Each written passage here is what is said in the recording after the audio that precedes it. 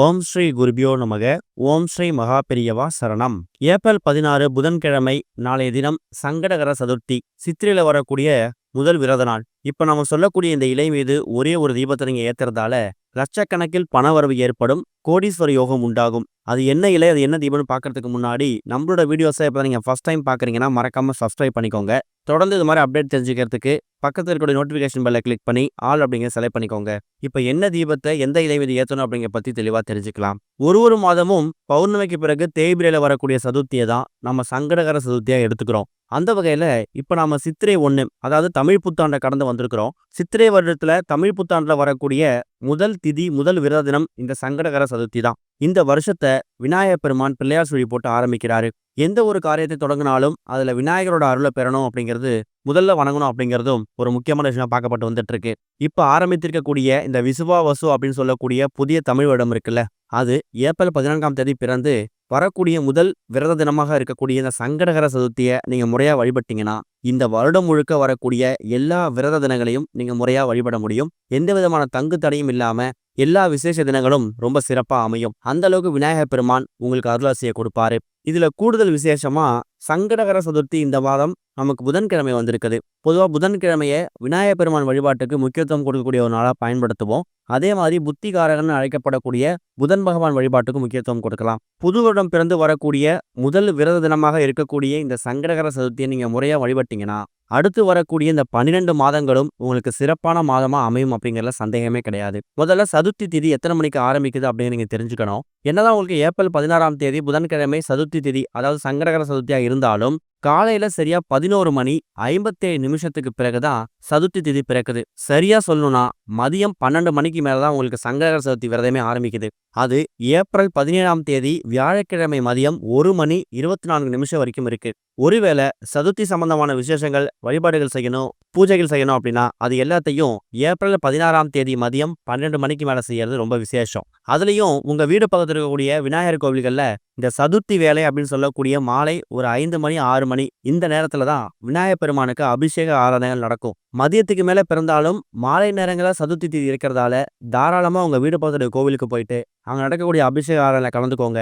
முடிஞ்சா அந்த அபிஷேகத்துக்கு தேவையான பொருட்களை உங்க கையால வாங்கி கொடுக்கறதும் கூடுதல் விசேஷம். பால், பழம், பன்னீர், சந்தனம், அருகம்புல்னு சொல்லி உங்களால விநாயகர் பெருமானோட அபிஷேகத்துக்கும் அலங்காரத்துக்கும் என்னென்ன பொருட்கள் வாங்கி கொடுக்க முடியுமோ அதை தாராளமா வாங்கி கொடுக்கலாம். உங்க வீட்டோட பூஜை அறையில விநாயகர் பெருமான் போட்டோ சிலை இருந்துச்சுன்னா அதை கழுவி சுத்தப்படுத்தி சந்தனம் குங்குமம் பொட்டு வைத்து விநாயகர் பெருமானுக்கு உகந்த மலர்களால் அலங்காரம் செய்யலாம். சுண்டல் செஞ்சு வச்சு படைக்கலாம், கொழுக்கட்டை செஞ்சு வச்சு படைக்கலாம். விநாயகர் சதுர்த்திக்கு பண்ற மாதிரியே எருக்கம்பூ மாலை கிடைச்சதுன்னா அதையும் மாதம் மாதம் வரக்கூடிய சங்கடகர சதுர்த்தி அன்னைக்கு விநாயகர் பெருமானுக்கு அணிவிக்கிறது கூடுதல் விசேஷம். முடிஞ்சா நாளைய தினம் 8 எண்ணிக்கையில கொழுக்கட்டை செய்து அதை உங்க வீட்டில் படைச்சோ இல்லை கோவிலுக்கு எடுத்துட்டு போயிட்டு படைச்சோ அங்கே வரக்கூடிய பக்தர்களுக்கோ குழந்தைகளுக்கோ கொடுக்கறது ரொம்ப புண்ணியத்தை கொண்டு வந்து சேர்க்கும். அதுவும் குறிப்பாக குழந்தைங்களுக்கு கொண்டு போய் கொடுக்கறதால உங்க வீட்டில் இருக்கக்கூடிய குழந்தைங்களோட கல்வியும் வளர்ச்சியும் மேம்படும் அப்படிங்கிறது ஒரு மிகப்பெரிய நம்பிக்கை. அதை பயன்படுத்திக்கோங்க. இது எல்லாமே ஒரு மாதமும் வரக்கூடிய எப்பவும் போல சங்கடகர சதுர்த்திக்கான வழிபாட்டை நீங்க செய்யக்கூடிய வழிமுறைகள் தான். இது போக இப்ப நாம சொல்லக்கூடிய இந்த ஒரு இலை மீது நீங்க ஏற்றக்கூடிய ஒரே ஒரு தீபம் இந்த வருடம் முழுக்க எக்கச்சக்கமான நல்ல விஷயங்களை கொண்டு வந்து சேர்க்க போகுது அப்படிங்கிறத நீங்க நம்பிதான் ஆகணும். இந்த இலை ரொம்ப இயல்பா எல்லா வீடு பக்கத்திலையும் எளிதா கிடைக்கக்கூடிய ஒரு இலை தான். அதுதான் அரச மரத்து இலை. விநாயகர்லயே இந்த அரச மரத்தடி விநாயகருக்கு சக்தி ரொம்ப அதிகம்னு சொல்லுவாங்க. திருமண தடை இருக்கக்கூடியவங்களும், குழந்தை பாக்கியம் இல்லாத தம்பதிகளும், சரியான வேலை இல்லை ஒரு காரியத்துல எப்ப பார்த்தாலும் தடை வந்துகிட்டே இருக்கு, அந்த தடை உடையணும் அப்படின்னு நினைக்கிறவங்களுக்கு அரச மரத்தடி விநாயகர் வழிபாடு ரொம்பவே கை கொடுக்கும்னு சொல்லுவாங்க.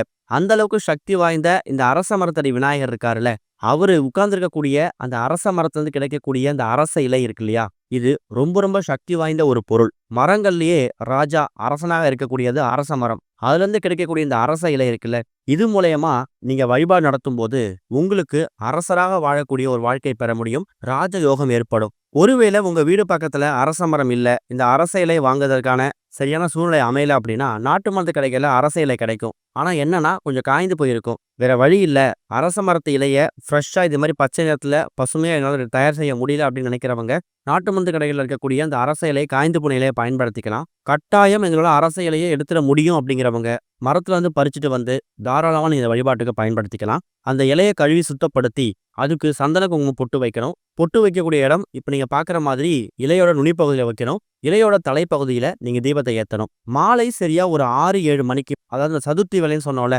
விநாயகர் கோவில்ல அபிஷேக ஆராதனைகள் நடக்கும் இல்லையா? அந்த நேரம் முடிஞ்சு, அந்த அபிஷேக ஆராதனைலாம் முடிஞ்சு, நீங்க கோவிலுக்கும் போறனாலும் போயிட்டு வந்துரலாம். இல்லன்னா தீபத்தை ஏத்திட்டு கோவிலுக்கு போகலாம். மாலை சரியா ஒரு 6-7 மணிக்கு மேல வீட்டோட பூஜை அறையில மற்ற தீபங்கள்லாம் எப்பவும் போல ஏத்திக்கணும். காமாட்சி அம்மன் விளக்கு, குத்து விளக்கு, அந்த விளக்குக்கும் இந்த இலை மீது ஏற்றக்கூடிய தீபத்துக்கும் சம்மந்தமே கிடையாது. அது வேற, இது வேற. அந்த தீபங்கள்லாம் ஏத்தி வச்சுட்டு, அதுக்கப்புறமா சின்னதா ஒரு மணப்பலகையோ இல்ல ஒரு தட்டோ எடுத்துக்கோங்க. அதுல நீங்க தயார் செய்து சந்தன குங்குமம் போட்டு வைத்திருக்கக்கூடிய அந்த அரச இலை இருக்கு இல்லையா? அத இப்ப நீங்க வீடியோல பார்க்குற மாரி வச்சுட்டு, அதுல ஒரே ஒரு மண் அகல் விளக்க வைத்து நீங்க தீபம் போடணும். நெறைய பேர் இந்த இலை தீபம் போடும்போது, இலையோட பகுதி எந்த பக்கம் இருக்குங்கிற மாரி கேள்வி எழுப்புறாங்க. அத பத்தி நீங்க கவலைப்பட தேவையில்ல. அந்த இலை மீது தீபம் இருந்தாலே போதும். அது மட்டும் தான் கணக்கு. மாலை ஒரு 6-7 மணிக்கு மேல ஒரு தட்டு மேல இல்ல மணப்பலகை மேல தீபத்த வச்சு, இலைய வச்சு தீபத்த ஏத்திருங்க. ஒரு 1/2 மணி நேரத்திலிருந்து 1 மணி நேரம், இல்ல மற்ற விளக்குகள்லாம் எவ்வளோ நேரம் எரியுதோ, அவ்வளோ நேரம் அந்த தீபம், அந்த அரச மரத்து இலை மீது அந்த தீபம் ஏத்தலாம். எரியக்கூடிய தீபத்துல நீங்க நெய் தீபம் போட்டாலும் சரி, தீப எண்ணெய் போட்டாலும் சரி, அது உங்க விருப்பம் தான். ஆனா, இலை மட்டும் அரச இலையா இருக்கணும். அது மேல தீபம் எரியணும். அந்த தீபம் எரியக்கூடிய அந்த நேரத்துல விநாயகப் பெருமான மனசார வேண்டிக்கோங்க.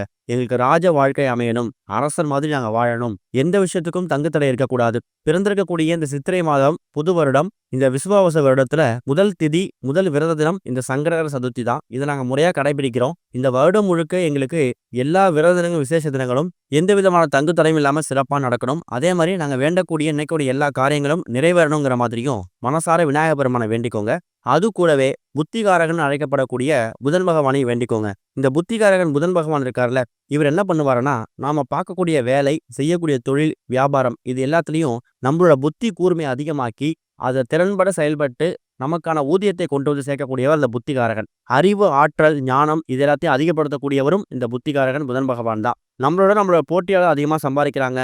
ஒரு யுக்தியை கையாண்டு அவங்க பிசினஸ் நல்லா போகுதுன்னா, அந்த மாதிரி ஒரு நுட்பத்தை நமக்கு அதிகமா கொடுக்கக்கூடியவர், ஒரு அறிவு ஆற்றலை கொடுக்கக்கூடியவர் இந்த புதன் பகவான். புதன்கிழமையில விநாயகப் பெருமானுக்கு உகந்த சங்கடகர சதுர்த்தி விரதம் வந்திருக்கிறதே விசேஷம்தான். அன்றைய தினம் இந்த அரச மரத்து இலை மீது இந்த தீபத்தை ஏத்திட்டு விநாயகப் பெருமானையும் புதன் பகவானையும் சேர்த்து வணங்கும் போது விநாயகப் பெருமான அருளை பெற்று இந்த வருடம் முழுக்க சிறப்பான வருடமா அமையும். இன்னொரு பக்கம் புத்திகாரகனாக இருக்கக்கூடிய புதன் பகவான் அருளை பெற்று நீங்க பார்க்கக்கூடிய வேலை, செய்யக்கூடிய தொழில், வியாபாரம் இது எல்லாத்தையும் நல்ல முன்னேற்றம் ஏற்பட்டு ராஜாவா வாழ முடியும். முயற்சி பண்ணுங்க, கட்டாயம் நல்லதே நடக்கும். இந்த ஒரு சங்கடகர சதுர்த்தியை நீங்க எந்த அளவுக்கு, அதாவது சித்திரை மாதத்துல புது வருடப்பிறப்புல வரக்கூடிய முதல் விரத தினத்தை நீங்க எந்த அளவுக்கு அனுஷ்டிக்கிறீங்களோ அதை பொறுத்து இந்த வருடம் சிறப்பாக அமையும் அப்படிங்கிறத மறந்துடாதீங்க.